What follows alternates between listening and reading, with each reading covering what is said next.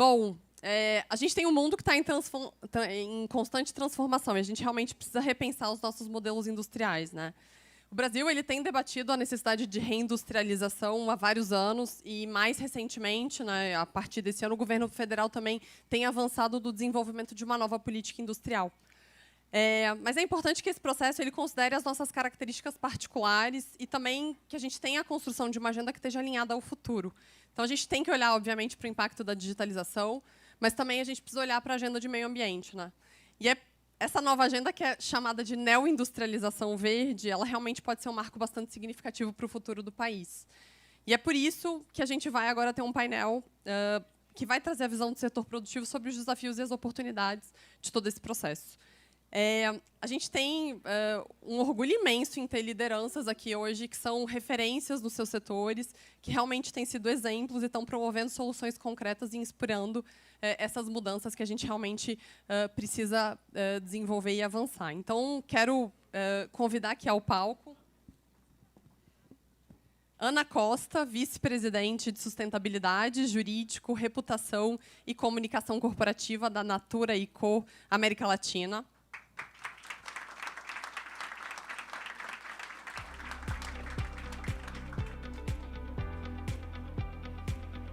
Gustavo Werneck, CEO da Gerdau.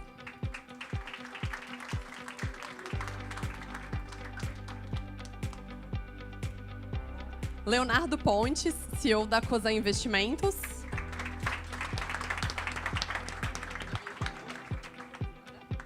E Viviane Valente, CFO da Tigre.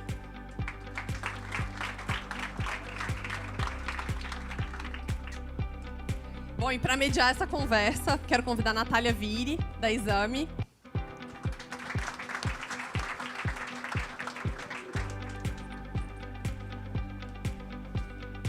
Bom, gente, sejam muito bem-vindos e um excelente diálogo para todos.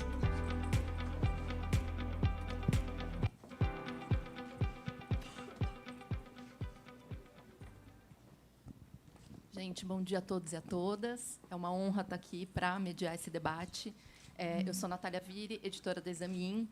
Pouco antes de estar na Exame, eu fundei o Capital Reset, que é um site para falar de ESG e de transição energética. Está representado aqui na figura da Vanessa e da Ilana. Então, é um tema que é muito caro para mim. A gente realmente acredita que a transformação verde do Brasil é a grande potencialidade que a gente tem aqui. Então, é com muita honra que eu estou aqui para mediar esse debate. Acho que, como os que me antecederam aqui, o João, a Patrícia, trouxeram, a gente tem um perfil muito diferente de emissões no mundo, né?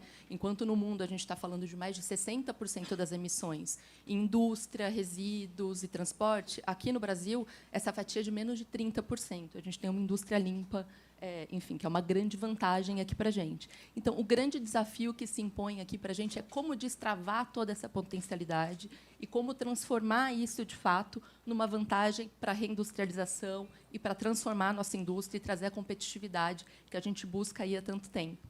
Eu estou muito feliz de estar com essa composição do painel aqui, porque eu acho que são competências muito complementares para falar desse debate. Eu estou aqui com a Ana, da Natura, e com o Leonardo, da Cosan, que são duas empresas que são pioneiras aí quando a gente fala de economia verde. Cosan, que começou, é um grande grupo, mas começou com o etanol, que eu acho que é a nossa energia verde por excelência, que o mundo todo conhece, e a Natura, que destravou aí esse potencial da bioeconomia amazônica, trabalhando com pequenas comunidades, e também transformou isso numa grande marca do Brasil. E estou também com o Gustavo e com a Viviane, que estão em indústrias que é a palavra, né? Não sei se é a palavra que, não sei se vocês gostam dela, mas são indústrias hard to abate, que são setores que são cruciais para a economia. A gente depende deles, mas tem desafios de descarbonização. E são ambas as empresas fazendo um belíssimo trabalho em cima desses desafios, tanto dentro de casa quanto com a sua cadeia de valor, né? Tanto quando a gente está falando dos fornecedores e com os consumidores dos produtos. Então, acho que a gente tem bastante coisa para debater aqui. Ana, eu queria começar com você, começar ali da outra ponta. Eu queria que você contasse um pouco. A Natura é conhecida por trabalhar com a bioeconomia, sistemas regenerativos, pequenas comunidades, né, amazônicas. Queria que você me contasse um pouco dessa experiência e o que você acha que a gente precisa para que essa experiência ganhe escala, porque a gente vê pequenos projetos, a gente vê todo o desafio que é para botar esses projetos de pé. Como a gente faz para transformar isso numa solução mais escalável? Bom dia. Bom dia a todos. É um prazer muito grande estar aqui e, principalmente, falando desse tema que é tão caro para mim e para a Natura, especialmente, né? Você trouxe um tema e eu vou trazer uma perspectiva um pouco diferente aqui, que é da indústria de cosméticos e como a gente começou com esse trabalho e depois responder a tua pergunta de como ganhar escala, né? A Natura sempre teve no modelo de negócio dela, desde a sua fundação, a Amazônia, né? Então, não foi uma coisa que veio depois. O modelo de negócio, cosméticos que ela produziu, a indústria de cosméticos, veio baseada na Amazônia. Quando a gente fala de descarbonização, a Natura já é carbono neutro desde 2007, né? E agora a gente está com a meta 2030 de ser net zero, ou seja, a gente capturar mais do que emitir em todos os escopos, 1, 2, 3, isso em 2030. Isso sempre passou, desde o início, desde lá, 2007, até antes, desde a época de 90, quando a gente criou uma linha de produto Ecos, que foi toda baseada nessa biodiversidade da Amazônia. Nunca passou pela nossa cabeça fazer essa descarbonização sem falar na Amazônia, sem falar em serviços ambientais, né, que hoje está super em voga, que são pagamentos por serviços ambientais, e sem falar na bioeconomia. A principal fonte que a Natura coloca como estrutura dessa descarbonização vem da bioeconomia. E como é que a gente fala isso, né, pessoal? Quando a gente fala da Amazônia, a gente vê, né, foto da floresta e tudo, e a gente esquece que tem pessoas lá dentro, tem comunidades. E, cada vez mais, a gente tem que lembrar da intersecção entre essa parte ambiental, essa parte da descarbonização e essa parte social. Se a gente não juntar as duas coisas, a gente não vai dar um salto e nem ganhar escala, como você falou, né? Então, quando a gente fala de desmatamento na Amazônia, depois eu vou conectar tudo isso que eu estou falando, é porque, no final, tem uma proposta de negócio, isso é importante falar, é a gente pegar esses desafios socioeconômicos e transformar em oportunidades de negócio. Então, acho que esse é o lema que a gente trabalha transversalmente na empresa, e ter esse objetivo maior. Então, quando a gente fala de uma linha de produtos, de uma indústria, a gente pensa, bom, como é que eu vou produzir esse produto? Onde eu vou buscar? Eu vou na Amazônia. Então, eu desenvolvo comunidades através de investimentos, capacitação e uma relação baseada num contrato justo com comunidades que, ao invés de estar degradando a floresta ou estar devastando, elas estão botando a floresta em pé e gerando renda e gerando prosperidade. Então, esse é o modelo de negócio da Natura que todo mundo conhece. Como é que a gente avança com isso, né? Uma vez que a gente investe, tem essa relação com as comunidades, eu vou dar 2 exemplos aqui que, para as mulheres, acho que devem conhecer bem também, e vocês também dentro de casa. A gente tem o tucumã. O tucumã, por exemplo, é uma semente que tem na Amazônia, que tem nos produtos Natura, que era usado para produtos caseiros, alimentos caseiros, sem nenhuma notoriedade na Amazônia. E que as pessoas que lá viviam faziam extrativismo ilegal, e, muitas vezes, né, de outras formas, não vou nem entrar nesse mérito, mas seguia para ganhar através da deflorestação. Quando se descobre o tucumã e investe nessa comunidade para que elas tenham um programa de como é que a gente investiu nisso, através de pesquisa, que isso é muito importante também, um investimento muito grande em pesquisa, e descobriu que no tucumã tem uma fonte inesgotável de ácido hialurônico, que todo mundo aqui deve conhecer, eu já ouvi falar. Então, a gente buscou na natureza isso para transformar e gerar essa renda para a comunidade e virar um produto cosmético. As comunidades que lá vivem ganham hoje, de forma consistente, 3 vezes mais do que ganhariam fazendo desmatamento. O cuúba, que é uma outra substância também que tem um potencial reparador e hidratante, era usado para cabo de vassoura. Era a única utilidade da cuúba. Então, desmatava-se para gerar cabo de vassoura, para aquelas pessoas que vivem na floresta ter uma renda digna e conseguir viver. A gente investiu também em comunidades em ciência e em tecnologia para que essa cuúba fosse um produto, uma substância que gerasse óleo, ou seja, elas não vendem só a semente. Essas comunidades são capacitadas para gerar o óleo, a manteiga, o fruto daquela semente, que vira um produto cosmético. Então, toda essa parte de economia verde, de industrialização, passa, no nosso caso, pela questão da floresta em pé, pela Amazônia Viva, e como gerar menos gás carbônico, como ter, através disso, menos desmatamento, que vai gerar menos emissão de gás carbônico também, e como ter uma agroindústria sustentável, através de projetos que a gente desenvolve de forma e consistência, que a gente chama de SAF, que são... A gente tem um produto que é o Biome, que eu não sei se vocês conhecem, que são shampoo e condicionador em barra, para evitar impacto ambiental também. Ele usa um óleo, que é conhecido como óleo de dendê ou óleo de palma, que é também bem prejudicial da maneira como ele é extraído para o meio ambiente. Então, a gente tem que pensar em como, desde lá da origem, como fazer essa agroindustrialização. Então, a gente começou a desenvolver sistemas agroflorestais junto com a Embrapa, junto com várias outras comunidades locais também, para que esse óleo de palma seja produzido não numa monocultura, que é danosa ao meio ambiente, que produz muito mais CO2 e que vai dar um efeito devastador em toda a cadeia.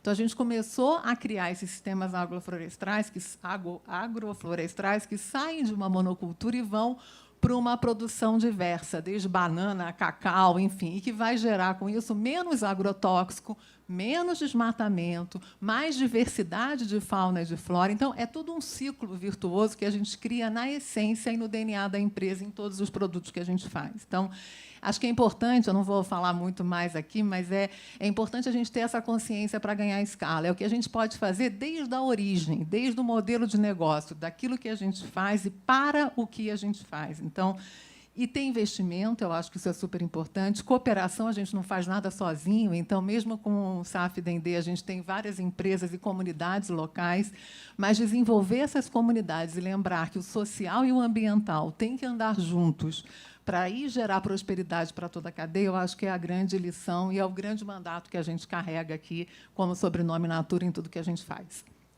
Ana, pegando um pouquinho do gancho, só para fazer mais uma pergunta aqui para você, como que você vê o potencial aí com o mercado de carbono e com o desenvolvimento do pagamento de serviços ambientais? A gente já teve uma lei aprovada para isso, né? Hoje tem um arcabouço jurídico já regulatório para isso. Como é que você vê o potencial desses dois instrumentos aí para ajudar no desenvolvimento? Como eu falei, eu acho que isso é intrínseco. Eu acho que se a gente não tiver uma discussão clara de política público-privada, que envolve todos os setores da economia, que coloca como ter essa remuneração, como gerar renda, quais são esses serviços ambientais, como eles vão sair da floresta, e qual a ligação disso com a descarbonização, porque nada é estanque. Quando a gente fala em ecossistema, é falar nesse ecossistema de, poxa, se eu tenho serviço ambiental, como é que eu remunero? Como é que eu gero? Como é que eu consigo comprar carbono? Como é que eu consigo gerar atividades, às vezes até para empresas que não conseguem fazer isso diretamente pelo seu modelo de negócio, que eu consiga ter uma comercialização desses serviços de forma clara, seguindo critérios, tendo fornecedores certificados por EBT. Tem milhares de certificações e maneiras da gente fazer, mas que, se a gente pensar em descarbonização só como, poxa, uma indústria, como gerar menos CO2, eu tenho que pensar no todo. E os serviços ambientais são para isso. A gente tem que investir em serviço ambiental para alcançar essa descarbonização em toda a indústria, em todos os setores. Então, essa é uma proposta de ganhar escala que a gente realmente acredita. Acho que é sobre coordenação e colaboração, né? Entre empresas e com o setor público também. Exatamente. Né? Legal. Viviane, para você, pensando numa transição para uma economia de baixo carbono, como é que vocês fazem o engajamento com a cadeia de fornecimento e com os consumidores de vocês, aí, pensando na cadeia de construção civil, que é uma cadeia que gera bastante resíduo e que tem alguns desafios? Bom dia a todos e a todas. Obrigada ao convite pelo MBC. Obrigada aos colegas aqui de painel. A Tigre acredita muito na questão do engajamento. Eu acho que a Ana tocou no ponto importante da cadeia, e eu acho que o escopo 3 endereça isso muito bem, da capacidade de coordenação de vários elos da cadeia. A atividade de construção civil, e a Tigre e a Gerdau aqui atuam nesse setor em conjunto, ela é conhecida como uma grande emissora de carbono, e eu acho que tem um papel grande da indústria de promover na cadeia, através da inovação e através do engajamento dos elos da cadeia, reduzir desperdício, reduzir retrabalho e promover o uso de materiais que sejam de baixo carbono. E o retrabalho, eu acho que é muito importante, eu acho que toca num tema fundamental que se falou bastante aqui, da educação, que eu acho que, principalmente quando a gente fala de um país como o nosso, onde a força de trabalho da construção ela é geradora de renda e ela é muito grande. Então, nosso papel na educação para o bom uso dos materiais. Muito do desperdício no canteiro de obra passa também por uma instalação incorreta, né? E eu acho que isso faz com que a indústria de construção civil possa gerar menos carbono e também ajudar a compensar outras indústrias, né? Outro aspecto muito importante é a indústria de saneamento, que tem um papel fundamental de proteger os nossos ativos verdes, como falou a Patrícia, né? Então, a gente tem um compromisso com a indústria de saneamento muito profundo, né? A Tigre acredita que ela deve cuidar da água e que as nossas soluções ajudam a cuidar da água e melhorar a vida das pessoas. O doutor Jorge falou aqui do Custo Brasil. A falta de saneamento ela causa um impacto enorme no Custo Brasil. E a solução de alternativas de saneamento mais inteligentes, mais compactas, com menor impacto de carbono, podem gerar ganhos de mais de R$ 1 trilhão para o país e ajudar a salvar e proteger os nossos ativos verdes. Então, eu acho que a resposta é engajamento e coordenação dos elos da cadeia. Por isso que eu concordo muito com a Ana, que a questão do escopo 3 ele é muito importante para a descarbonização. A atividade de produção de PVC e a atividade de produção de tubos e conexões ela é naturalmente de baixa emissão.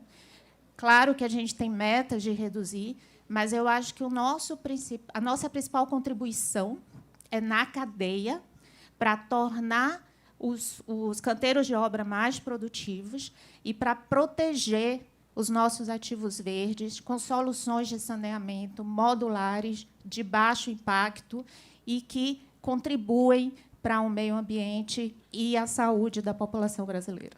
Acho que é isso, né? A gente está falando de emissões e de saúde, né? De desenvolvimento, quando a gente está falando de saneamento. E a gente conversou um pouquinho aqui também antes da palestra. Teve um ponto que você trouxe que eu acho que eu queria que você desenvolvesse um pouco mais, que é sobre as iniciativas de economia circular. Como você me contou que PVC não vai parar você não vai encontrar no aterro, você não vai encontrar no lixão. E isso é uma iniciativa muito importante. Queria que vocês contassem um pouco como que funcionam essas iniciativas de economia circular de vocês. Eu acho que as nossas iniciativas de economia circular elas são um ótimo exemplo do poder do engajamento. A gente tem várias iniciativas de economia circular, onde a gente trabalha em conjunto com os nossos fornecedores de matéria-prima, principalmente. Como eu comentei, o PVC ele é naturalmente de baixa emissão, né? Mas, em qualquer iniciativa que você possa aumentar o uso do reciclado, você diminui o impacto da nossa indústria e das indústrias produtoras de resina e de matéria-prima para os tubos de PVC. E aí eu queria citar um exemplo que eu acho muito interessante nessa arena e que tem a ver com saneamento, tem a ver com reciclado e tem a ver com soluções de impacto para a natureza. A Tigre, além de ser produtora de tubos e conexões, e a gente usa bastante reciclado na produção de tubos de conexões, onde é aplicável, né? Existe uma série de normatizações também que limitam o uso do reciclado. A gente tem, além desse impacto, a nossa BU, a nossa Business Unit, que é destinada a estações de tratamento. A gente chama ela de Tigre Águas e Efluentes. Não é produção de tubo e conexão, é uma empresa de projeto de serviço. Ela produz estações de tratamento multifamiliares e unifamiliares, que são produzidas com material reciclado, nesse caso, porque é permitido. Elas são mais compactas, agridem menos o meio ambiente, porque elas não precisam de tubulação para criar o tratamento de água. Elas são entregues em menor tempo, então a gente tem aproximadamente de 40% a 70% menos uso de área. A gente tem 60% reduz o tempo de implantação e, na produção, ela consome menos energia e ela produz menos lodo no tratamento de efluentes. E me tocou muito quando a Patrícia comentou dos ativos verdes, né? Essa solução de saneamento unifamiliar e multifamiliar ela é muito bem adequada para áreas rurais e áreas de proteção ambiental, porque você não precisa de tubulação até chegar lá, você não destrói a floresta para implantar uma estação de tratamento. Então, eu acho que esse é um belo exemplo, vai além um pouco da questão do uso do reciclado. O uso do reciclado também é parte, porque a estação de tratamento usa a resina reciclada, mas o impacto no meio ambiente, nos ativos verdes e na saúde das pessoas e na redução do custo do Brasil é muito maior do que o benefício do uso do reciclado. E é esse o nosso compromisso, criar soluções com essa característica. É sobre desenvolvimento, né? No É fim das sobre contas. desenvolvimento, saúde das pessoas, e isso muda o jogo. Leonardo, a gente sabe da liderança da Cosan quando a gente está falando de transição energética, o etanol, agora o etanol de segunda geração também que vocês estão desenvolvendo. Acho que isso está no DNA da Cosan aí desde a fundação. Quais os desafios que você vê para a transição energética no Brasil e de que forma você, que está aí com um chapéu de alocação de capital, de investimento, vocês pensam nessa tese quando a gente pensa nos outros negócios da Cosan também, além do etanol? Bom dia a todos. Um prazer enorme estar aqui. Eu acho que a primeira coisa, só para colocar também um pouco de contraponto para todos nós aqui, é que recentemente a gente viu alguns anúncios de aquisições, né, por ExxonMobil apostando mais no combustível fóssil, aparentemente, né? O headline do jornal saiu dessa maneira. A Chevron também fazendo aquisição, o CEO global da Shell reduzindo as suas metas de 110 bilhões de dólares em aquisições de petróleo nas últimas 2 semanas. Então, assim, eu acho que a gente tem que ser muito pragmático também, que, de fato, como sugere o termo transição, né, a gente vai precisar do que nós temos hoje, né, e competitividade. Não adianta a gente também acelerar demais uma curva para algo teórico, porque aí, do ponto de vista de alocador de capital, você não vai achar o capital. Né? O capital precisa ser remunerado, e é isso que a gente está vendo. Então, a sensação que eu estou tendo, e é preocupante que, ao mesmo tempo, a gente está vendo os sinais da questão dos riscos climáticos muito evidentes no mundo todo. Então, é um pouco de contradição. Mas eu acho que isso também a gente tem que interpretar o seguinte: bom, temos um problema, ok, está aqui, está claro, temos que desenvolver as soluções. Então, a Cosan enxerga muito que precisa ser valorizado aquilo que se tem hoje. O etanol é um exemplo. Porque o etanol, a gente, com bastante orgulho, mas também com certo desapego, a gente pode falar, tudo bem, o etanol não vai ser o endgame, a solução final para mobilidade leve. Os carros vão, eventualmente, eletrificar todos. Não tem problema nenhum, mas quando eles vão eletrificar? Quanto vai custar isso? Quando vai vir? Enquanto isso, o etanol é, sim, uma solução. Me diz qual é a melhor que tem, que já roda, que é viável, não precisa de subsídio, não precisa de nada. Né? Então, a gente sempre apostou nisso, e, com base nisso, recentemente fizemos outros movimentos também. O mais recente, a gente entrou no setor de mineração, por acreditar no longo prazo, nos fundamentos desse negócio também. A gente acha que o Brasil tem essas vantagens intrínsecas, é uma janela de oportunidade, como já foi dito aqui, para a gente. A gente não pode perder, não vai perder. Esse tipo de iniciativa aqui é um exemplo cabal de mobilização, é o que a gente precisa fazer, mas tem que ter pragmatismo também, senão não vai. Eu voltei agora, só como depoimento, doutor Pierdal, voltei da Austrália. Eu estive lá 2, 3 semanas atrás, e eu visitei o ministro de Minas e Energia, visitei empresários, fundadores, visitei executivos no setor de mineração. Fui entender por que há 20 anos atrás o Brasil e a Austrália produziam 300 milhões de minérios de ferro cada país, e a Austrália hoje produz quase 1 bilhão, e a gente continua com os 300 milhões. Falei, o que aconteceu?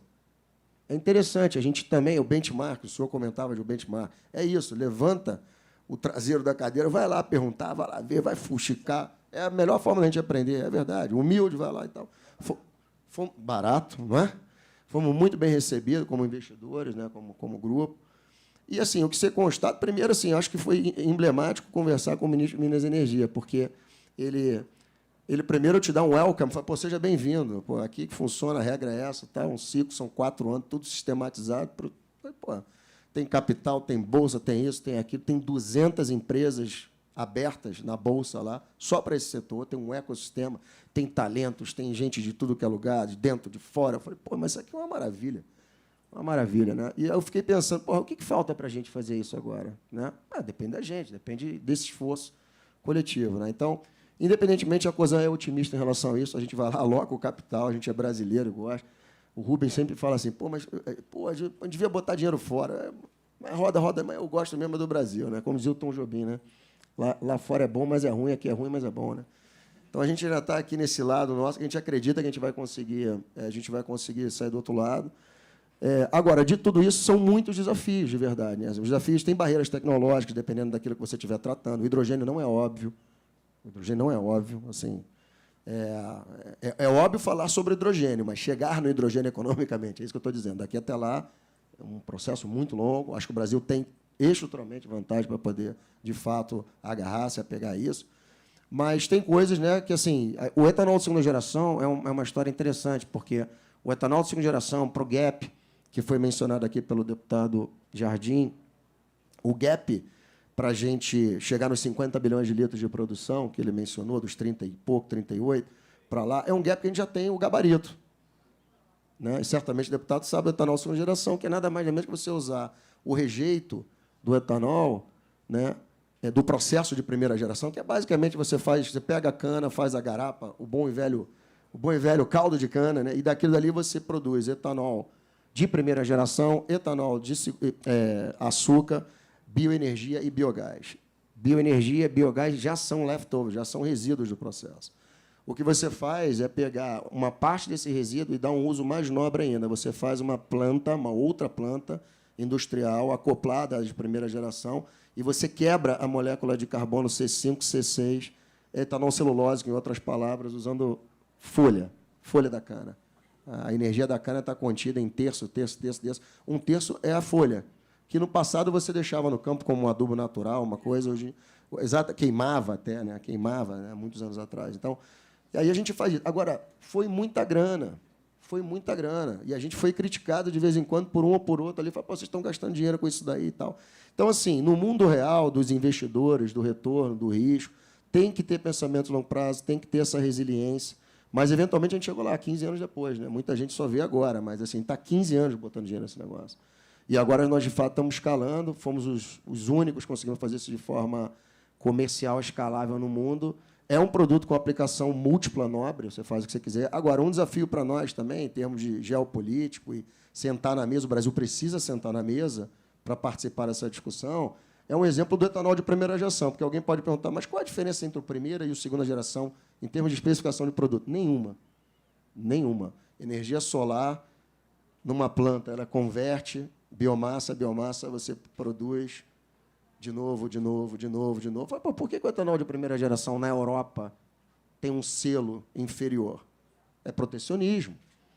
Entendeu? Então, acho que a gente também tem que ter um pouco dessa consciência. Porque, assim, etanol, a gente tem escala. Dá para fazer, dá para aumentar 50% da produtividade de etanol através do etanol de segunda geração com a mesma área plantada. Não precisa nem aumentar o footprint ecológico, ambiental, nada. Então, assim, tem muita oportunidade que a gente está olhando. A Cosan, a gente tem como guideline lá de investimento nosso, realmente está na cadeia de valor daquilo que a gente enxerga no Brasil como sendo assim, realmente muito único, muito irreplicável, né? Que são as grandes vantagens estruturais que o Brasil tem. Agora, claro, né? O balanço sempre é risco-retorno. Né? Nós somos alocadores de capital também, a gente precisa do retorno, mas a gente está super aberto, obviamente, e feliz de estar aqui para poder contribuir no debate sempre. Agora, de fato, eu volto da All-Star muito animado, porque o Brasil, não falta gente querendo investir no Brasil. Todo mundo que está aqui presente pode testemunhar, a gente recebe chamadas, a gente reunião, todo mundo quer investir no Brasil, mas todo mundo chega aqui e fala a mesma coisa. Pô, mas é complicado, eu não entendo esse sistema tributário, eu não sei o quê, é isso, é aquilo. Pô, mas a gente ouve isso há tantos anos, não é possível que a gente não consiga resolver isso dessa vez, entendeu? Há não sei quantos anos já, na verdade, 50 anos. Pois é, então, eu acho que a gente tem que ser pragmático e fazer as coisas agora acontecer, assim, porque senão fica muito debate também, entendeu? E benchmark, eu adorei o que o doutor Jorge Gerdau colocou, a história de benchmark é a forma... Pô, as respostas estão aí, é só a gente ter a curiosidade de ir lá e buscar, entendeu? A gente tem um monte de bons exemplos para tudo. Só ir lá. O Brasil é muito tacanho nesse sentido ainda, é muito fechadinho. São Paulo é sempre uma exceção, claro, mas estou falando da coisa grande, do empresariado. A gente tem que ir para fora, tem que ver, tem que prestar atenção. Né? Então, tem muita coisa que a gente pode rapidamente incorporar, está na nossa mão, claro, nossa, eu digo como sociedade, aqui, nas multidimensões que a gente falou aqui. Então, eu realmente espero que a gente consiga aproveitar essa oportunidade. Da nossa parte, de novo, a gente está mega investido nisso, aí, apostando que sim. Leonardo, queria que você me contasse um pouquinho mais a lógica do investimento de vocês em mineração, o potencial que vocês veem aqui de vantagem competitiva do Brasil, considerando aí os aspectos de baixo carbono. E aí, sangue de repórter, se tem algum setor que vocês estão mirando e olhando e vocês veem essa potencialidade que vocês podem eventualmente investir aí, olhando a tese de transição energética. Mineração não é diferente, a temática é a mesma. A gente falou o seguinte: quais são as grandes tendências do mundo? Não adianta a gente argumentar quanto. Transição energética e suas implicações, né? Descarbonização, eletrificação. Então, a gente falou, bom, o que isso significa para a gente? O que isso significa para o país? O que isso significa para a COSAN? Onde a gente está? O que está sob ameaça? O que não está sob ameaça? O que é que a gente acha que a gente pode fazer legal, que a gente conhece, pode ajudar, pode participar? A COSAN tem um modelo de negócio dela. A gente combina essa coisa, a gente é operador, né? Mas, ao mesmo tempo, a gente é financista, todo mundo. Então, assim, é meio que essa combinação de coisas, né? Então, a gente fala, caramba, como é que a gente pode... E aí a gente olhou para a mineração, né? Porque o Rubens já tinha uma vontade uma admiração, uma vontade de comprar uma participação de Vale há muito tempo atrás. E a gente fez uma entrada em mineração há 2 anos atrás, através de um memorando de intenções para formar uma joint venture com o Paulo Brito, da Aura Minerals, que ainda está dentro do prazo, estamos avaliando tudo, e a gente comprou um porto. E foi a partir daí, de verdade, que a gente começou a estudar a fundo os fundamentos desse negócio. A história longa e curta é que, de novo, né, com base nas grandes tendências que a gente está discutindo, que é a temática daqui, a gente muito rapidamente percebeu que a Vale é um ativo muito único, né? Aliás, o Brasil, né, é uma coisa muito única, porque a qualidade do minério do Brasil é isso que o australiano lá bateu continência para a gente. Falou, pô, o teu minério é bom. Eu falo, graças a Deus, pô. Né? O resto, eles realmente estão fazendo melhor do que a gente, mas... Brincadeiras à parte, a gente tem um minério muito bom, e o minério muito bom ele é particularmente também chave para a descarbonização da siderurgia, né? A siderurgia ela também vai precisar contar com minério com alto teor de qualidade, além, claro, de hidrogênio e outras coisas mais. Então, a gente achou que tinha fundamento, longo prazo, e isso é básico numa alocação de capital dessa magnitude, e que a gente, por ser brasileiro e entender o momento daquele ativo da Vale, a gente poderia, conjuntamente... Também foi uma quebra de paradigma, que a gente só entra em negócio que a gente controla, e a Vale, por definição, ninguém controla, né? Então, a gente entrou também meio para testar, olha, vamos ou não ser bem-vindos aqui, estamos juntos, vamos trabalhar com os demais acionistas, e o espírito tem sido esse, da gente cooperar, porque a Vale, assim, ela precisa retomar também o seu lugar, e o Brasil, na mineração como um todo. O Brasil não tem um plano nacional de mineração, está sendo discutido agora, mas pô, como é? Tem energético, mas tem que ter. O australiano tem. Não é só na mineração. Em que nós temos plano? E eu acho que é isso, porque aí você isola a história da transição política, do partidarismo, que é o que a gente está vitimado aqui, e, de fato, fala de agendas. Daí a importância da agenda que o deputado Jardim está liderando, está comendo, porque, assim, senão a gente está ferrado. Vai ficar, como diz o Rubens é pragmático, a esquerda, a direita, ele não está nem aí.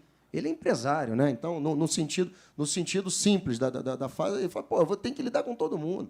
O político faz parte de qualquer nação, de qualquer sociedade, mas o que a gente precisa ter é diretriz. Na diretriz, aí o resto, o empresário vai correr atrás, vai fazer, o empresário brasileiro, o estrangeiro, aí a gente vai se embolar aqui. A gente conhece e sabe fazer o Brasil, todos nós aqui, então acho que a gente vai conseguir. Você vai dar um spoiler para a gente de setores que vocês estão olhando ou não? Não, então... A gente... Pois é, o clássico. Né? Gustavo, é difícil de chamar repórter para eu mediação. acho que o Gustavo acabou de responder por mim, e o que é verdade. Tudo bem. A Aninha está ali também de RI. Não, mas assim, a gente está digerindo o que a gente tem. A gente tem muita coisa grande, boa, potencial em todas as investidas de portfólio. Da Raiz, a gente falou de etanol, mas a gente tem a Rumo. A Rumo tira centenas de milhares de caminhões quando ela estende a ferrovia e transporta 70% dos grãos do Brasil competitivamente para fora. Então, a gente está nessa cadeia, de valor. Pô, tem um Rumo aí disfarçado? Boa. Enfim, a Compass, por exemplo, a gente é nosso braço de gás natural, né? Então, a gente está na distribuição de gás natural, mas também entramos agora, anunciamos uma sociedade com a Horizon em biogás, né? A Raizen tem um potencial de biogás. Biogás também é um capítulo à parte para se comentar. A gente passou batido aqui, mas, assim, A gente está falando de eólica, está falando de solar, mas é o seguinte, o Brasil tem a história do tal do pré-sal caipira. Para cada litro de etanol que se produz, tem um rejeito que chama vinhaça. É uma água suja que contém material orgânico, mas para cada litro você faz 12 litros desse troço. Você joga isso em grandes lagoas artificiais, põe biodigestor, que dali vira biogás. Aí você pode tratar o biogás, biometano, ou você queima aquilo na caldeira e vira eletricidade. Assim, tem um monte aí no Brasil. É renovável, né? A história do conceito estendido do hidrogênio é o que a gente tem que brigar no Brasil. Porque o cara não aceita o nosso hidrogênio aqui como sendo green. Tem que ser necessariamente eletrólise de água. Olha, por quê? Vamos debater, então. Tem hoje o da eletrólise da água disponível abundante? Não tem. Então, o nosso aqui dá para fazer. É reformar moléculas de etanol. Tem muita coisa. Então, assim, a gente tem muita coisa para digerir, a gente precisa entregar e crescer, a gente está satisfeito com o que a gente tem hoje. Legal, obrigada. Gustavo, acho que com você tem uma pauta aqui que a gente estava falando sobre a Gerdau produz um aço de mais baixo carbono na comparação mundial por conta da nossa matriz limpa e tanto que vocês usam de carvão vegetal e tudo mais. Mas vocês sofrem uma competição brutal do produto chinês, que é um produto que vem com uma carga de carbono muito maior. Como é que você vê esse cenário? E aí, também, trazendo um pouco do que a Patrícia trouxe aqui, esses incentivos também que os países ditos desenvolvidos, Europa, Estados Unidos, estão trazendo para aumentar a competitividade de energia limpa deles, como é que você posiciona a Gerdau nesse cenário? Como você está enxergando esse novo mundo? Tá bom. Inicialmente, bom dia a todos e todos. Uma alegria participar aqui, dividir o espaço com pessoas tão incríveis, né? E quando eu faço palestras ou participo de painéis com empresas como a Natura, né? E quando fica falando de bem-estar, de cosméticos, eu fico vendo os rostos de vocês, assim, todo mundo sorri, né? Eu fico imaginando que no momento de eu falar, assim, falar do setor do aço, né? Que cara que vocês vão fazer para mim, né? Então, eu sempre faço a questão talvez, de lembrar a importância que o aço tem no dia a dia de todos nós, né? Desde edificações como essa, nos automóveis, nos aviões, nas naves espaciais, né? Na agricultura, de todas as máquinas agrícolas agora, tão fundamentais para a nossa alimentação do dia a dia, nos hospitais, os equipamentos cirúrgicos que estão sendo utilizados agora para salvar a vida de milhares de pessoas. Tu entra atualmente assim, em plantas produtoras de aço, como a gente tem aqui em Araçariguama, né? As pessoas, de fato, não acham que estão entrando numa planta produtora de aço. Falam, vocês não produzem aço aqui, né? Aquela imagem que ficou desde a Segunda Guerra Mundial, de poluição e tal, isso já acabou há muito tempo, né? Então, tu entra numa empresa dessas hoje aqui, tu fala, não estou produzindo aço. Então, faço questão de começar assim para ter um pouco de sorriso também do lado de vocês aí, quando eu vou falar de um setor aí como o nosso, né? E quando fala de descarbonização... Não, eu ia te perguntar qual é o ácido hialurônico do aço. Vou acrescentar algumas coisas da tua fala aqui no meu speech, né? Pedro, anota aí. Mas quando se fala de descarbonização do setor do aço, eu acredito que vocês vão concordar comigo, né? Que o que tem, talvez a coisa mais importante para descarbonizar o setor industrial é ter indústria, né? Porque se não tem indústria, não precisa descarbonizar nada, né? Então, eu sinceramente estou num momento assim que eu acredito que a gente está indo para o caminho mais fácil, que é não ter indústria no Brasil, né? Então, não precisa precisar descarbonizar, porque a situação com a qual a indústria brasileira vem passando nos últimos anos, ela é dramática, de fato, né? Quando a gente olha a redução da participação da indústria, especialmente da indústria de transformação, que é a que a gente vive no PIB, a queda foi muito significativa nos últimos anos, né? Então, eu escutei vários de vocês falando, né, sobre setores relevantes da economia. Eu me lembro, em 2015, por exemplo, nós tomamos uma decisão muito significativa de investir 5 bilhões de reais em equipamentos para a produção de aços planos na nossa usina em Minas Gerais, na crença de que a gente teria uma indústria naval no Brasil, que nunca veio, né? Na crença de que a gente teria, no longo prazo, um fornecimento de aço muito significativo para o setor de energia eólica. Nesse momento, eu não tenho mais nenhum cliente de energia eólica, todos se foram, né? Numa crença de que a gente teria crescimento de setores de máquinas, linha amarela, que são esses tratores, escavadeiras, né?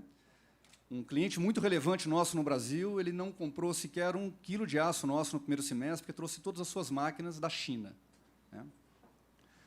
Recentemente, a gente concluiu um investimento bastante significativo, também de $250 milhões na nossa usina de Pindamonhangaba, para produzir o que a gente chama de aços limpos, o Clean Steel, para servir a indústria de automóveis híbridos e elétricos, né? Porque o peso do automóvel elétrico ele é maior, então exigem aços mais resistentes, né, mais leves, e a gente fez investimentos muito significativos na esperança de que essa indústria ela aconteceria, né? E a gente se depara a situação como essa, nesse momento, em que clientes tradicionais, nossos produtores de automóveis no Brasil, como a Ford, deixam o Brasil, e tu tem uma penetração muito forte de veículos elétricos importados, né? Diga-se aí esse BYD, Build Your Dream, talvez tenha construindo o sonho de alguém, certamente não é o meu, né? Porque para um veículo igual esse, a gente não vende sequer 1 quilo de aço, né? Então, um veículo produzido no Brasil, né, dos clientes nossos, de cada 1 tonelada, que é um peso tradicional do veículo, 100 quilos são aços nossos, né? Em equipamentos muito críticos, como suspensão, né, transmissão. Então, a gente está passando por um momento muito difícil, realmente, dessa desindustrialização, e ela é mais crítico ainda num ano igual esse que a gente está vivendo agora, onde tu tem um recorde de importação de aço chinês no Brasil. Nunca se entrou tanto aço importado chinês no Brasil. São 5 milhões de toneladas de aço, né, que estão entrando nesse momento. Então, além do aço, a gente traz consigo, como foi comentado, 10 milhões de toneladas de CO2 que foram utilizados para produzir esse aço e vieram para o Brasil. Hoje a gente consegue produzir aço numa usina como a de Araçariguama, que eu comentei, com 10 vezes menos emissão de CO2 do que um aço desse que está chegando no Brasil. Então, é dramático tudo que a gente vê, né? No momento assim, onde a gente, na Gerdau, como sempre foi, a gente direcionando muitos esforços para a gente resolver grandes problemas no Brasil, né? Só para citar alguns, o ano passado, o Brasil foi um dos anos mais trágicos do Brasil do ponto de vista de segurança do trabalho. Houve 600 mil acidentes de trabalho no Brasil, 2.500 brasileiras e brasileiros morreram no Brasil em acidentes de trabalho. O que significa que a cada 3 horas, uma família brasileira recebeu uma ligação de alguém dizendo que o pai ou a mãe não vão voltar mais para casa porque perderam sua vida. Então, no momento que a gente está colocando, como empresa, ações muito significativas para ajudar o Brasil a sair de situações como essa, projetos importantes de resolver situações graves. Hoje, o Brasil tem 27 milhões de famílias que não vivem em condições aceitáveis de moradia, que não têm uma água potável, que tem mofo na parede, que não tem um saneamento, como a Vivi comentou. Projetos importantes como criar condição para essa camada da população brasileira entre 18 e 25 anos, que tem um desemprego na faixa de 25%. Então, em momentos em que a gente deveria estar colocando muito mais energia em fazer isso, eu estou na infelicidade, nesse momento, de ter demitido 700 pessoas esse ano, né? Então, imagina um desses trabalhadores, mãe, um pai de família, voltar para sua casa no final do dia e dizer para sua família que está desempregado, né? Quantos sonhos são deslacerados numa situação igual essa, pelo fato da China ter adotado uma política clara nos últimos, especialmente pós-pandemia, dela colocar o pé embaixo na exportação para poder manter emprego lá, e países como o nosso, que não conseguem colocar nem soluções de curto prazo para poder combater isso, né? A gente tira o emprego aqui. Então, é uma situação da indústria, de forma geral, uma situação do setor muito dramática, né? E quando tu olha assim, né, a evolução que a gente tem tido como indústria brasileira para combater isso tudo, é como foi comentado aqui, né? A indústria brasileira de aço ela é muito competitiva. Eu penso, como o Jorge falou, penso em benchmark todos os dias, isso é minha vida, né? O tempo todo buscando referência de quem faz melhor, porque foi a única forma que nós encontramos nos últimos 20 anos de se manter competitivo. Então, hoje, se eu não utilizar, por exemplo, na Gerdau, uma transformação digital muito intensa, com algoritmos, com inteligência artificial para tomar decisões de negócio, eu não consigo competir. Então, do muro para dentro, dificilmente hoje se encontrará uma indústria no mundo que é tão competitiva como a nossa aqui no Brasil. Mas vem tudo quando sai assim dos muros das nossas empresas, fica complexo demais. O Jorge comentou a questão um pouco dos tributos, né? O número atual, Jorge, só para atualização, hoje aqui no Brasil eu tenho 118 pessoas na minha área tributária. Na América do Norte, incluindo México, Estados Unidos e Canadá, tem 4. 4 contra 118 em operações são muito parecidas, né? Diga-se de passagem, pela primeira vez na história, a nossa empresa completou 122 anos agora. Nos 2 últimos anos, a operação nossa na América do Norte ela foi maior do que a nossa no Brasil, pela primeira vez em 120 anos. Então, eu tenho 118 pessoas aqui na área tributária, lá eu tenho 4, só como um exemplo didático assim, de como é difícil competir no Brasil. Mas, mesmo assim, a gente é muito otimista, né? Então, são 122 anos que a gente passou por dificuldades, por guerras, né? Então, assim, os nossos esforços para descarbonizar... Oi, Jorge.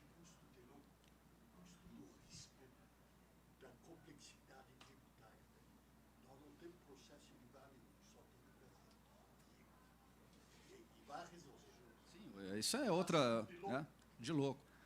Então, assim, a gente criou o nosso modelo de negócio nos últimos anos e fortaleceu muito numa produção de aço de baixo carbono. Então, isso vem assim do modelo onde a gente utiliza muito a sucata metálica, né? Um processo com sucata metálica. Nós somos os maiores recicladores de sucata metálica da América Latina. Então, a gente pega essa sucata, a bicicleta velha, a geladeira velha, a gente pega essa sucata, a gente recicla e produz um aço de baixo carbono com emissão de 10 vezes menos CO2. Então, essa rota, para nós, ela é muito competitiva. E outra rota que só tem no Brasil, um pouco na Índia, é a rota de produção de aço via o carvão vegetal, que a gente chama de biorredutor. Além do aspecto ambiental, tem todo o aspecto social também, que é incrível o número, mas no Brasil, hoje, 1 milhão de brasileiras e brasileiros tiram seu sustento de atividade de reciclagem. Né? Então, para nós, assim, vendo todo o momento que está acontecendo, né, a gente acabou de voltar da China, tá? E constatações assim dramáticas de que a China não vai tirar o pé da exportação em nada, tá? Que ela está colocando iniciativas nunca vistas de comprar ativos no exterior, tá? Para promover crescimentos fora da própria China. A economia local com dificuldade, né? Tu vê prédios assim, é assustador, tu vê prédios assim, conjuntos enormes desabitados. Para vocês terem uma ideia da diferença da grandeza, a gente produz no Brasil cerca de 4 milhões de toneladas de vergalhão. O aço mais simples que tem para a construção civil. A China são 400 milhões. 400 milhões de toneladas de vergalhão contra 4. Para onde esse aço vai? Então, a China vai continuar causando estragos muito significativos. A gente tem que escolher o que a gente quer, né? Então, pega economias semelhantes à nossa, como o México. O México tem colocado assim, medidas de curto prazo para poder combater isso.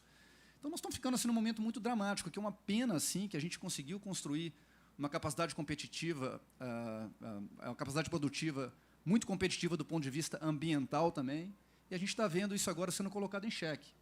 Eu olho muito assim os planos de descarbonização de outras empresas do setor. Também, para ter uma ideia de grandeza, o setor de aço no mundo ele corresponde por 7% das emissões de CO2, o gás de efeito de estufa. Aqui no Brasil é 4%. O setor de aço como um todo, o setor de aço brasileiro é 0,1% das emissões, é pequeno. E eu olho muito assim os planos de descarbonização dos meus competidores no mundo, e a maioria deles está escrito assim, vamos ser carbono neutro até 2050. Muito fácil, né? Não vou chamar isso de washing, não, para não ficar feio aqui, tá? Mas, assim, quando tu olha os planos nossos da Gerdau, eles são transparentes, eles são auditáveis, eles foram feitos com metodologias muito rigorosas, usando o Marginal Abatement Cost Curve, então eu tenho clareza nas ações, nas metas, tá? Do que eu tenho hoje de emissão de CO2 e para onde eu vou.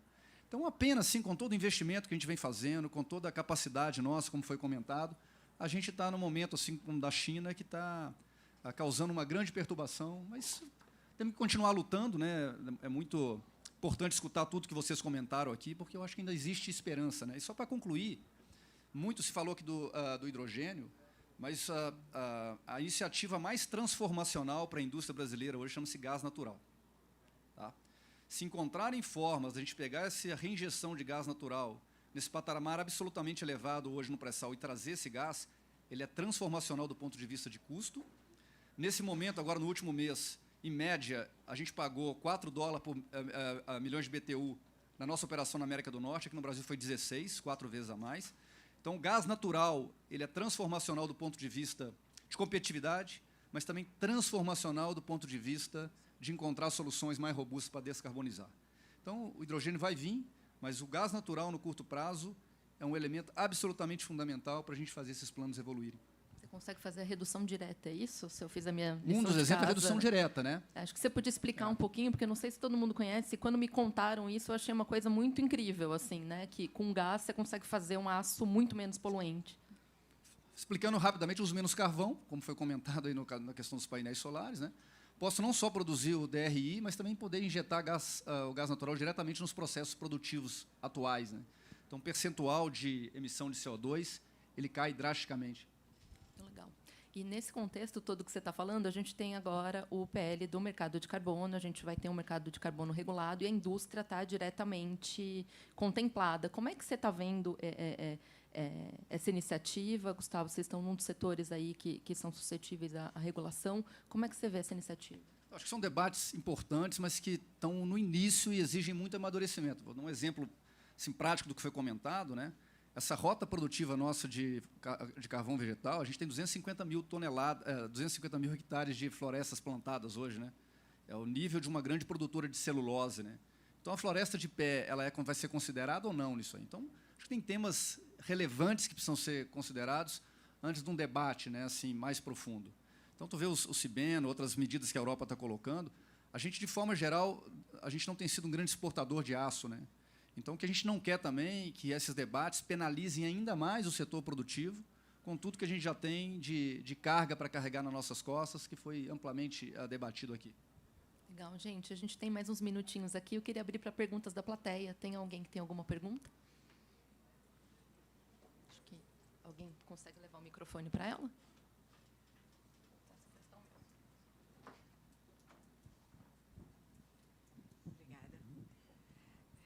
Bom dia a todos. Meu nome é Lourdes Cristina Printes, sou membro do AIA e diretora executiva da Brashan, Associação Brasil-China, de mais de 140 empresas e indústrias brasileiras com operação na China. Eu cito aqui uma, que é a Invest São Paulo, que é membro da Brashan. Em primeiro lugar, eu sou brasileira, tá? Brasileira, todo mundo aqui não tem olhinho chinês, muito pelo contrário, o Jorge Gerdau.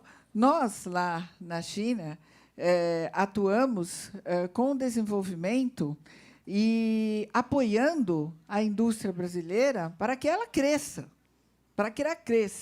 Então, aqui, aproveitando a presença do deputado Arnaldo Jardim, que eu conheço de longa data, com a engenheira Leide, na CETESB, as nossas lutas ainda pela política nacional de resíduo sólido, eu acho que, com todo o respeito, eu entendo a sua indignação, que também nos traz muita revolta, né? Mas o problema não é a China. E o mundo já aprendeu isso, que tem que aprender a viver com a China. A China é uma gigante. Tudo que se produz lá é em grande escala, tá? E eles têm 72 anos como uma nação. E eles cresceram e chegaram aonde eles estão em 72 anos. E nós, o que estamos fazendo? Eu tenho 65 anos de idade.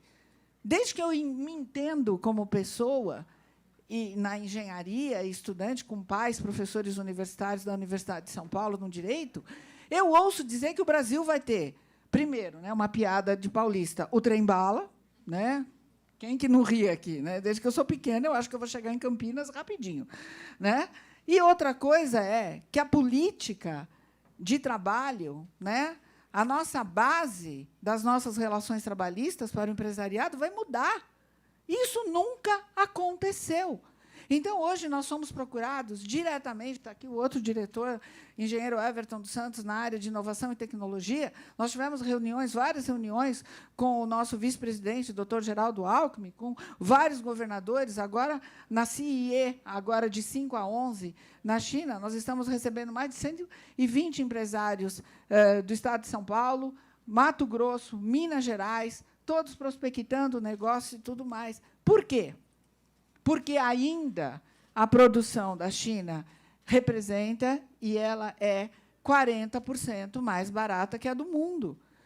Então, os projetos são desenvolvidos. Nós temos peças do Legacy sendo feitas pela Embraer na China e muitas outras coisas. Então, eu acho que o foco, e isso eu falo para todo mundo, inclusive com o nosso embaixador, que é o nosso presidente, nosso presidente da Brashan, é o cônsul geral em Xangai, embaixador Augusto Pestana, gaúcho, que a gente luta muito para o desenvolvimento do estado do Rio Grande do Sul, que tem projetos belíssimos, inclusive com a Vinema, que é Biorefinarias do Brasil, que faz o etanol do arroz e que tem como coproduto alimento, proteína que alimenta o mundo.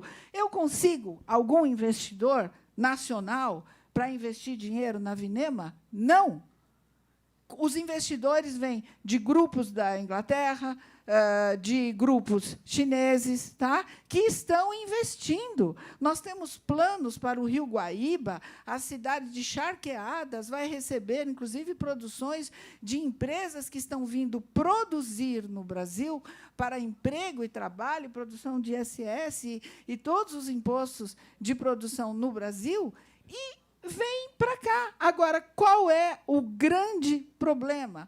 A questão trabalhista. Então, o doutor Gerdau falou brilhantemente da falta de incentivo na educação. Nosso problema aqui no Brasil sempre é educação, e como o doutor Geraldo Alckmin, infelizmente, né, que pena que ele não pôde vir, mas ele sempre diz, nós queremos uma indústria forte, nós queremos que a indústria brasileira cresça. Ela só vai crescer, sinceramente, com investimento na educação, na pesquisa e na modificação da legislação trabalhista no nosso país. Então, a pergunta que eu tenho, finalmente, para fazer a todos os senhores aqui e senhoras presentes é: a China existe, não tem como acabar com ela, né?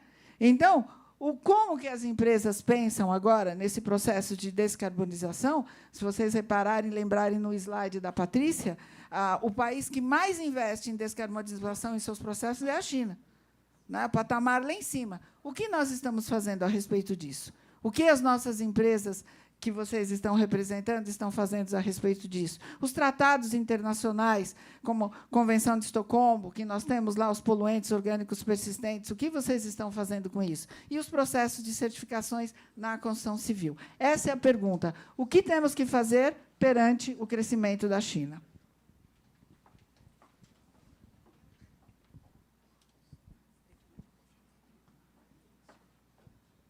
Quem vai pegar a bomba? Eu posso comentar rapidamente sobre esse ponto. Eu concordo com você em muitas questões, inclusive a Tigre, ela usa e aproveita as competências da China há aproximadamente 10 anos como polo de inovação, desenvolvimento de novos produtos e complemento do nosso portfólio. Eu concordo completamente que é um motor que não tem como ser parado, e sim deve ser, num pensamento de rede, aproveitado e alavancado pelas indústrias brasileiras como fonte de aprendizado na arena de inovação, transformação digital e complemento dos nossos produtos. Porém, eu concordo com o Gustavo que a gente precisa de apoio, de ambiente regulatório e de simplificação tributária e logística para poder, inclusive, aproveitar esse potencial. A Tigre ela importa muitos produtos, principalmente para a linha de ferramentas para pintura e complementos do nosso portfólio da China. O nosso lead time de importação de produtos da China ele é muito grande. A complexidade de desembaraço nos portos é muito grande. A complexidade de tratamento tributário na arena de importação e exportação é gigante. Então, essa dificuldade, eu acho que não existe uma falta de vontade das indústrias de trocar e aproveitar e trocar experiências e contribuir junto com a indústria chinesa. Como eu comentei, há 10 anos a gente criou um escritório, a gente tem funcionários lá trabalhando em conjunto com empresas chinesas. Mas, ainda assim, é muito custoso fazer isso, do ponto de vista logística e do ponto de vista tributário. Então, essa é um impedimento real, que precisa ser mitigado para que, sim, a gente possa cooperar com o outro país e prosperar. Gente, acho que eu vou abrir só para mais uma e eu pedir para você ser breve, porque a gente está com o calendário apertado, tá?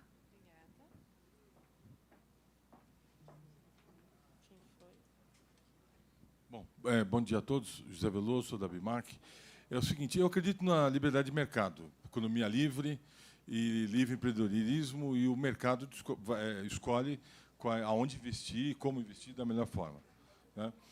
O Brasil, por processo de desindustrialização, que é claro, ele é claro por uma falta de competitividade sistêmica, né? O custo do Brasil está aí, então é um problema sistêmico, e não porque existe algum problema de se investir no Brasil. Hoje fala-se em power shoring. Eu não acredito muito em power shoring, porque a energia no Brasil é um ponto negativo. Como falou aqui o Gustavo, a energia no Brasil é muito cara, principalmente o gás, é 4 vezes mais caro que os Estados Unidos. Então, o Brasil tem que corrigir esses problemas. Foi dito aqui na palestra por que alguns investimentos não vêm para o Brasil. Eu imagino que a resposta é porque o Brasil é um país caro para se produzir. Sendo caro, eu não invisto no Brasil, vou investir em outro lugar. Então, o que nós teremos que trabalhar é a questão sistêmica. Então, eu vou fazer uma pergunta para o representante da COSAN. Quando a gente fala do combustível, né, o combustível verde, aí, o etanol híbrido, que o Brasil deveria investir nisso, porque nós temos etanol.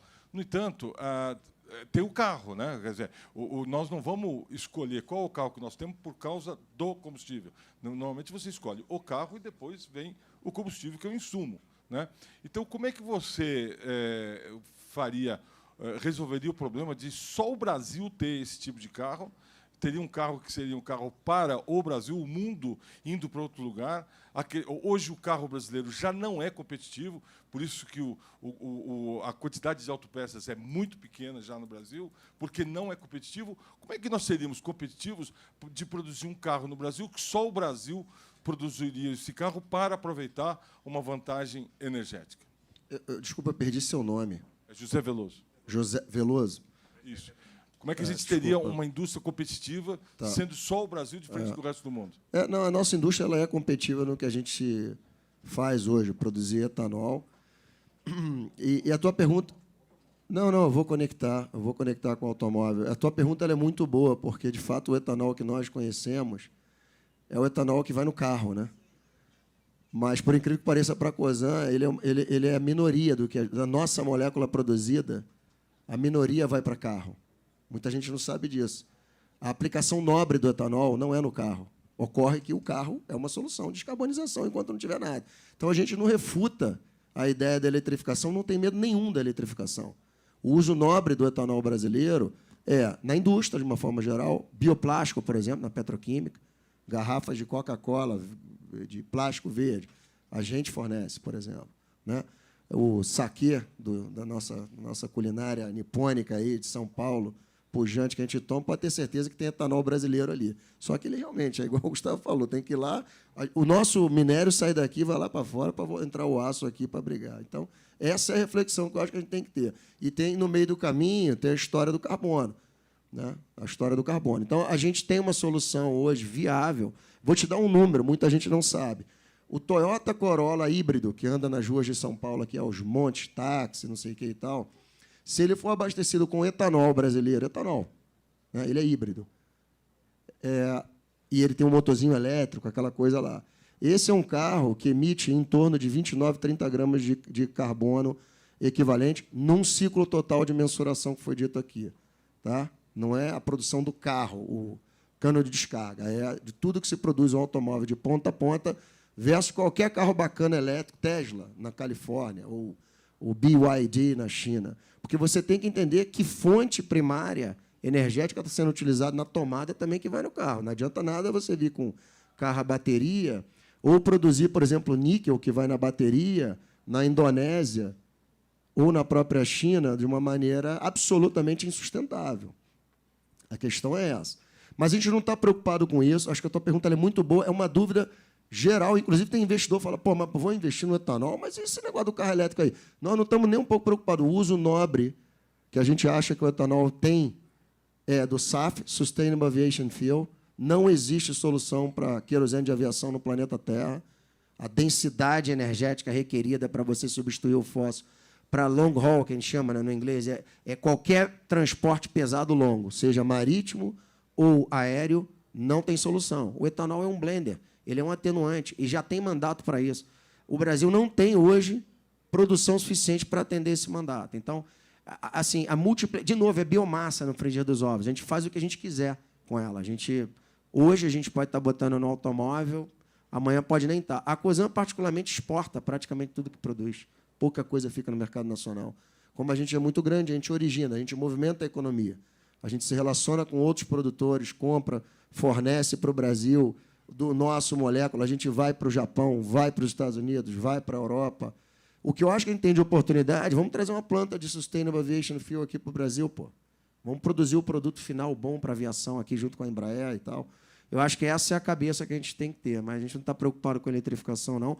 Mas, dito tudo isso, também tem uma iniciativa legal que, de novo, tá, a história da rota da eletrificação está dada, mas lembremos aqui o exemplo nosso na USP, que a gente está em parceria com a Toyota também, com a Universidade de São Paulo, que é a história do hidrogênio, né?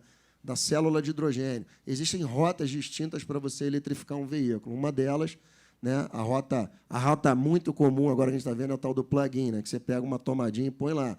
Mas o japonês está indo numa rota de, por enquanto, ir no híbrido. É um motor, através de regeneração energética, motorzinho mais fraquinho, ele ficar ali.